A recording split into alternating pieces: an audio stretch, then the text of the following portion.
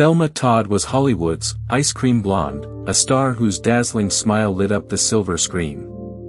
But one December morning, that light went out, leaving a chilling, unsolved mystery. On the morning of Monday, December 16, 1935, a maid named Mae Whitehead walked up the steep, winding hillside stairs toward a secluded garage overlooking the Pacific Coast Highway in Pacific Palisades, California. When she pulled open the heavy wooden doors, she was met with a sight that would instantly paralyze the film industry. Sitting slumped over the steering wheel of her chocolate-colored Lincoln Phaeton was 29-year-old movie star Thelma Todd, completely unresponsive.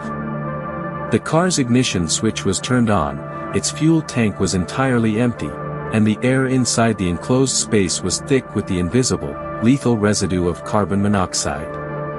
Why would one of the most successful, universally beloved comedic actresses in Hollywood be sitting dead in her finest evening clothes inside a garage that didn't even belong to her personal residence? Arriving authorities noted that her face showed a deep cherry red discoloration, a classic physiological hallmark of carbon monoxide inhalation, yet her expensive mink coat was wrapped tightly around her, and her hair was still meticulously styled from a Hollywood party she had attended 2 nights prior. The early investigators from the Los Angeles Police Department quickly realized that the scene was highly ambiguous, showing no signs of a frantic struggle but harboring a dense web of logical contradictions. The key to the ignition remained turned to the on position, but the battery was completely dead, suggesting the engine had run for hours until the machinery choked on its own fumes. As the news rippled outward through the studio lots of Los Angeles, a dark cloud of suspicion settled over the coast, leaving investigators to wrestle with a fundamental riddle. Did the glamorous actress walk into that garage by her own choice, or was she placed behind that steering wheel as part of a cold, calculated staging designed to look like a tragic accident? To the millions of moviegoers who crowded into theaters across the globe during the Great Depression, Thelma Todd was a beacon of pure joy, affectionately known by her studio nickname, the Ice Cream Blonde. With her bright golden hair, radiant smile, and impeccable sense of comedic timing, she had successfully navigated the difficult Hollywood transition from silent films to talkies, starring alongside legends like Buster Keaton, the Marx Brothers, and Laurel and Hardy. She possessed a rare ability to blend striking, high-fashion glamour with broad, uninhibited slapstick humor, making her one of the most bankable and respected female properties under contract to master producer Hal Roach. Her face graced the covers of countless movie magazines, and her infectious laughter was a staple of the silver screen, offering a desperate public a brief, glittering escape from the harsh economic realities of the 1930s. Yet, behind the bright lights of the sound stages and the carefully managed public relations campaigns, the real woman was increasingly exhausted by the frantic pace of her own success and the intense pressures of the studio system. She wanted autonomy, an identity that belonged to her rather than the studio executives who controlled her career path, and she began looking for a way to invest her growing wealth into a venture she could call her own. This burning desire for personal and financial independence would ultimately lead her away from the safe, controlled environment of the studio lots and draw her into a high-stakes business venture along the isolated, wave-swept coastline of Malibu, an area where the worlds of Hollywood glamour and underworld commerce frequently overlapped in dangerous, unpredictable ways. In 1934, seeking to diversify her interests and create a permanent haven for her Hollywood peers, Thelma Todd opened Thelma Todd Sidewalk Café along a picturesque stretch of Roosevelt Highway in Pacific Palisades. The stunning, multi-story Spanish-style building rapidly became one of the most exclusive hotspots on the West Coast, drawing a glittering clientele of movie stars, directors, politicians, and wealthy socialites who came to dine, drink, and watch the Pacific surf crush against the shore. The structure was unique, featuring a luxurious restaurant on the ground floor, a trendy nightclub on the second level, and a private, sprawling apartment complex on the third floor where Thelma lived. The cafe was an immediate, roaring commercial success, generating immense amounts of cash and elevating Thelma from a mere studio employee to a powerful, independent businesswoman in her own right. However, running a high-profile establishment that served alcohol during the turbulent years following the repeal of Prohibition came with a host of hidden, dangerous complications that she was ill-equipped to handle. The isolated coastal location made it highly attractive to elements that operated outside the boundaries of the law, turning her dream project into a target for individuals who viewed Hollywood's nightlife as a lucrative territory to be exploited. As the profits grew, so did the number of eyes watching the cafe, transforming her seaside paradise into a claustrophobic cage where the boundaries between her public success and her private anxieties began to blur under the weight of constant, uninvited scrutiny. As the cafe flourished, Thelma Todd found her private life increasingly entangled with a series of volatile, domineering men whose presence drew a dark shadow over her daily existence. Her ex-husband, Pasquale "Pat" DeCicco, was a colorful, hot-tempered Hollywood agent and producer with well-documented links to East Coast organized crime figures, a man whose marriage to Thelma had been marked by frequent, public arguments and physical altercations before their divorce in 1934. Despite the official legal separation, DeCicco remained a constant, lingering presence in her social circle, frequently appearing at her cafe and keeping a close eye on her personal and financial movements. Simultaneously, Thelma entered into both a business partnership and a deeply turbulent romantic relationship with Roland West, a brilliant but highly eccentric veteran film director who lived in the apartment adjoining hers above the cafe. West was a man obsessed with control, known for his dark, moody cinematic style and his rigid domestic rules, which included a strict curfew for Thelma that required the cafe doors to be locked at a specific hour every single night regardless of her social obligations. This claustrophobic arrangement created an environment of constant domestic friction, trapping the actress between a jealous ex-husband with dangerous connections and a controlling business partner who monitored her every move, leaving her with very few places where she could truly feel safe or autonomous in her own home. During the mid-1930s, the rapidly expanding tentacles of the American Mafia, led by figures associated with legendary crime boss Charles "Lucky" Luciano, were aggressively moving to infiltrate the lucrative nightlife and gambling rackets of Southern California. Rumors began to circulate persistently through the underworld and local police channels that these powerful syndicate figures had targeted Thelma Todd's highly profitable Sidewalk Café as the perfect location for an illegal, high-stakes gambling casino.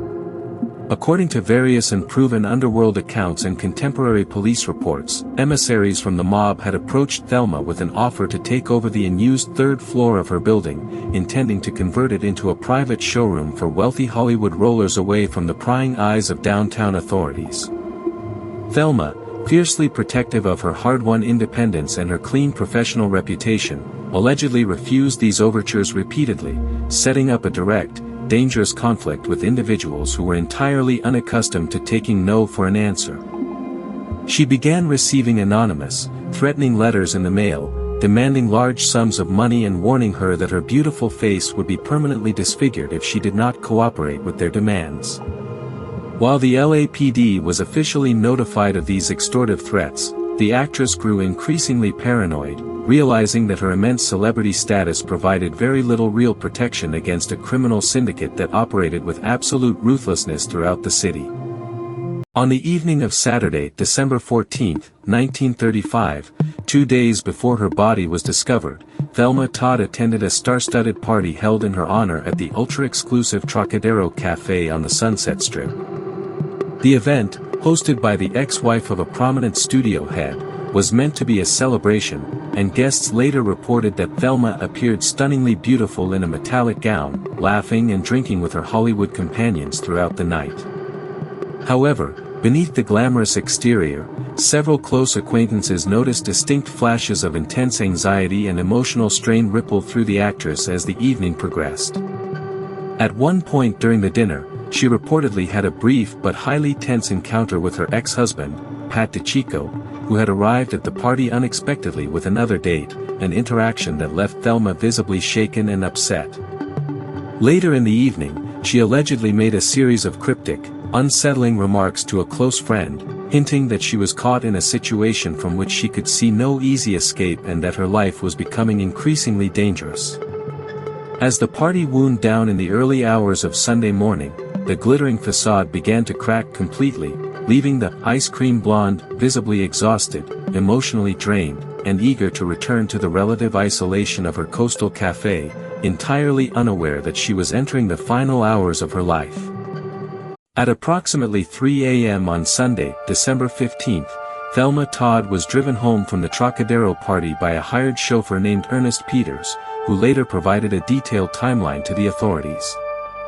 Peters testified that the actress was highly intoxicated during the drive, occasionally nodding off against the leather upholstery, but that she remained entirely lucid and pleasant whenever she spoke to him. When the vehicle pulled up to the dark, quiet entrance of her Sidewalk Café at around 3:45 a.m., Peters witnessed her walk safely toward the side stairs that led up to her private apartment complex before he put the car in gear and drove away into the night. What happened next remains one of the most contentiously debated riddles in the long history of Hollywood true crime, creating a massive, terrifying gap in the official timeline. If Roland West had enforced his rigid curfew and locked the heavy apartment doors from the inside as he had threatened to do, Thelma would have found herself trapped outside in the freezing coastal wind, dressed only in her silk evening gown and mink coat. Did she try to wake her controlling partner, or did she turn away in frustration and begin the long, exhausting climb up the hundreds of steep hillside stone steps toward the isolated garage where her Lincoln Phaeton was parked?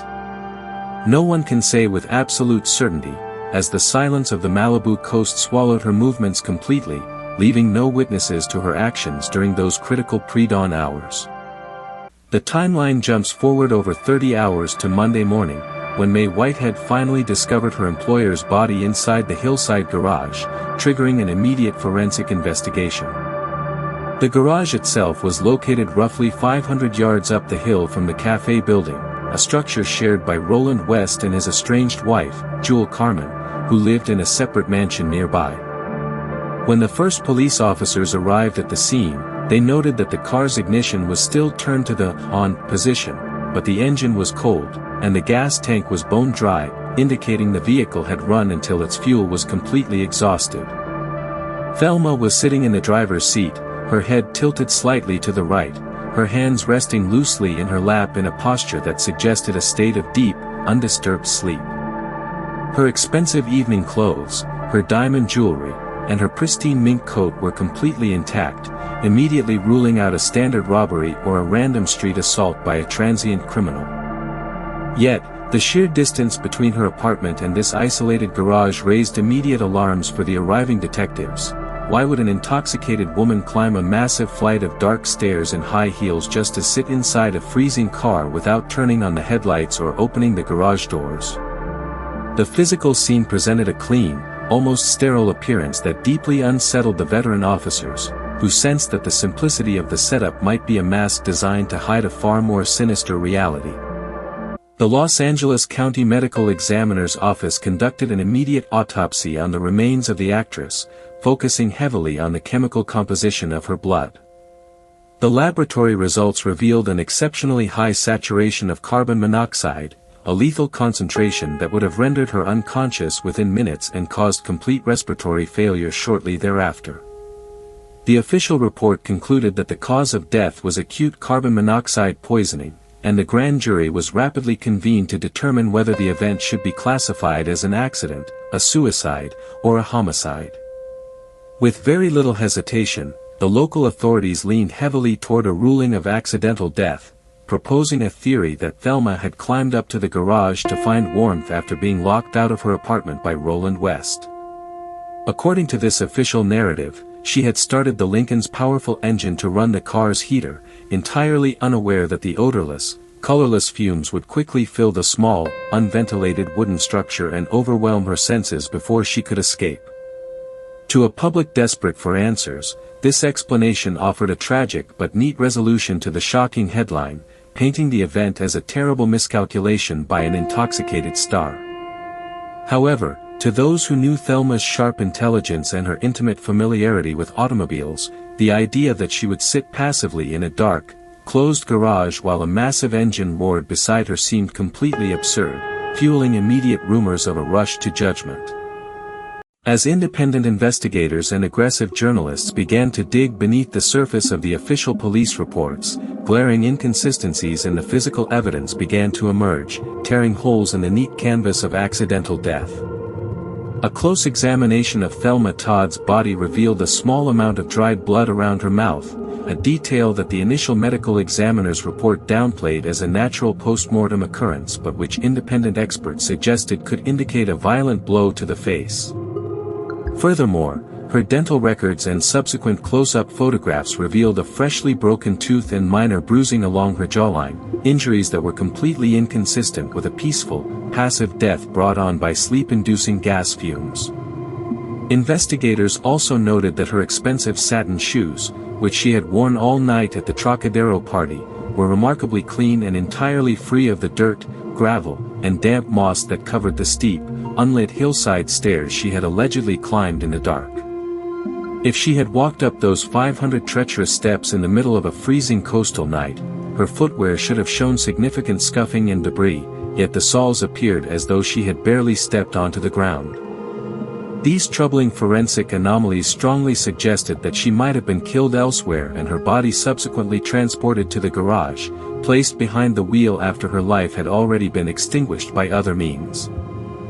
The mystery deepened to an extraordinary degree when a series of highly credible witnesses came forward with sworn statements that completely shattered the official timeline established by the police department. Several local residents and business owners along the Roosevelt Highway testified under oath that they had distinctly seen Thelma Todd driving or riding in her car on Sunday, December 15, a full day after she was allegedly supposed to have died inside the locked garage. Most shockingly, Martha Ford, the wife of a prominent Hollywood director, reported that she had met and spoken with Thelma at a local boutique on Sunday afternoon, stating that the actress appeared perfectly healthy, though visibly nervous, and was accompanied by an unidentified, dark-haired man. If these witness accounts were accurate, it meant that Thelma was alive long after her chauffeur had dropped her off at the cafe, completely invalidating the theory that she had died immediately after the party on Saturday night. The medical examiner's office, however, steadfastly refused to alter its official estimate of the time of death, brushing aside these eyewitness testimonies as simple cases of mistaken identity or public confusion. This rigid administrative stance created a massive logical chasm in the case file, leaving many to wonder why the authorities were so eager to ignore a mountain of civilian evidence that pointed toward a prolonged, terrifying ordeal before her ultimate demise.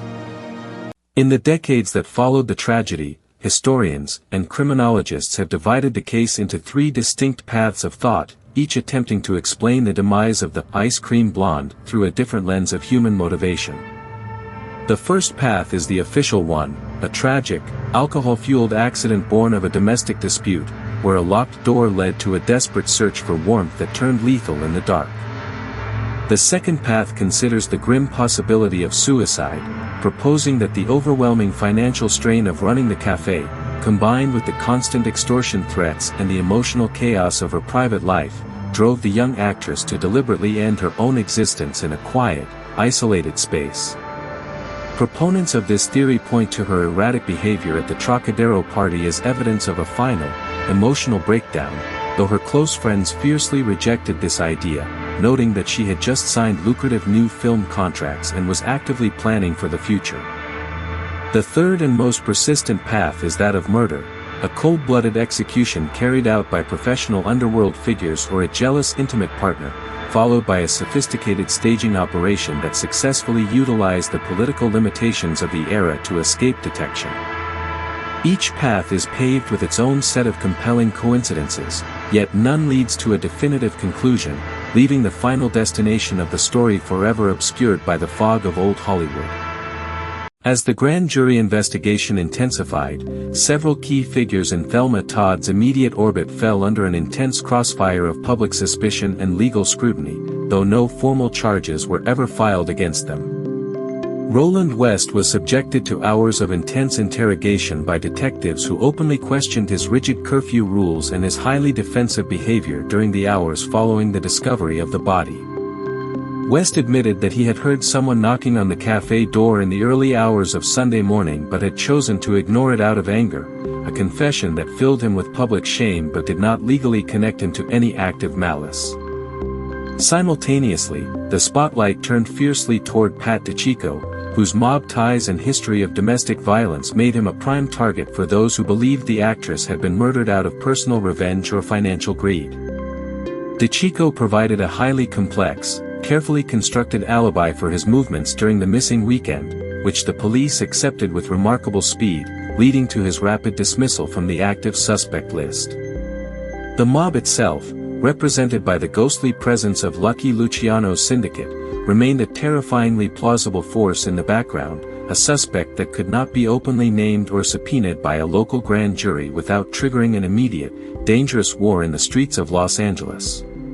The official grand jury inquest into the death of Thelma Todd rapidly degenerated into a deeply troubled, chaotic legal proceeding that many contemporary legal analysts viewed as a complete farce.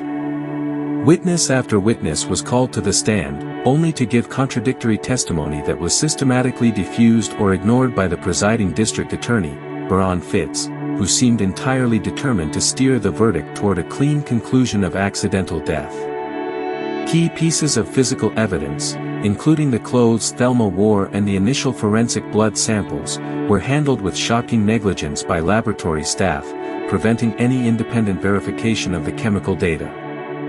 Furthermore, several waitstaff from the Sidewalk Café who had initially reported seeing or hearing strange movements on the night of the murder suddenly recanted their statements after receiving anonymous, terrifying phone calls warning them to keep their mouths shut.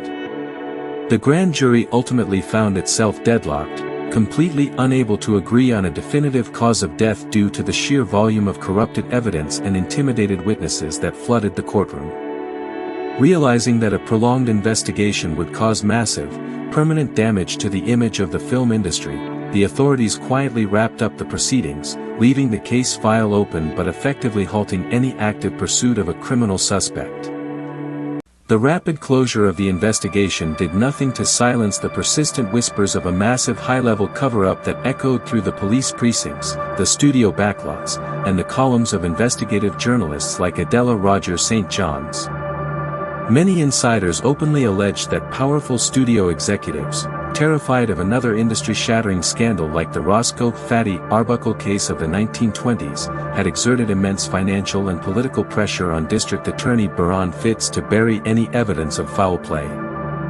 A murder trial involving the mob, a top comedy star, and a prominent director would have devastated the box office returns of major studios, threatening the delicate economic survival of the entire film industry during the darkest years of the Depression. There were also persistent rumors that Fitz himself was deeply corrupt, maintaining his own secret financial ties to the very vice syndicates that were attempting to infiltrate the coastal casinos, creating a direct conflict of interest that made a real investigation impossible. The mysterious disappearance of key police logbooks and the sudden transfer of the lead detectives who had pushed for a homicide investigation further cemented the public's belief that the truth had been deliberately sacrificed on the altar of industry public relations, leaving a beautiful star to be remembered as a tragic statistic rather than a victim of crime. Despite the enduring allure of a dark conspiracy theory, a strong contingent of modern forensic skeptics and historical researchers continue to make a compelling, logical case for a simple, tragic accident. They point out that the 1934 Lincoln Phaeton was equipped with a notoriously primitive, inefficient heating system that frequently leaked engine fumes directly into the passenger cabin if the vehicle was operated in an enclosed space for even a short period of time. Under this scenario, an intoxicated, emotionally exhausted Thelma Todd, finding herself locked out of her home on a freezing December night, may have simply sought a temporary refuge inside her car, starting the engine with the sole intention of staying warm until morning. The sedative effects of the alcohol, combined with the rapid, insidious accumulation of the completely odorless carbon monoxide gas, would have caused her to drift from sleep into a fatal coma before she ever realized she was in danger. The clean shoes and the minor injuries could be explained by her slipping on the loose gravel of the hillside paths or her face striking the hard steering wheel as her body collapsed forward into death. To these rationalists, human error and environmental misfortune are far more common in historical reality than elaborate mob assassinations, suggesting that the ice cream blonde was simply the victim of a terrible, late-night mistake that cost her everything. Yet, even if one accepts the rationalist narrative of an accidental death, a series of deeply unsettling, unanswered riddles remain permanently embedded in the historical record, preventing the case from ever truly resting.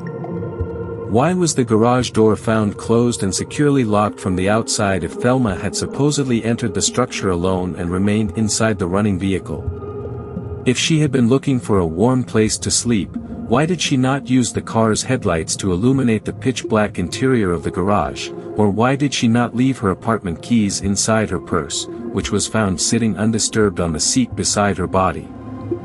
Furthermore, the mysterious, dark-haired man seen accompanying her by multiple witnesses on Sunday afternoon has never been identified, interviewed, or accounted for by any law enforcement agency in the decades since her demise.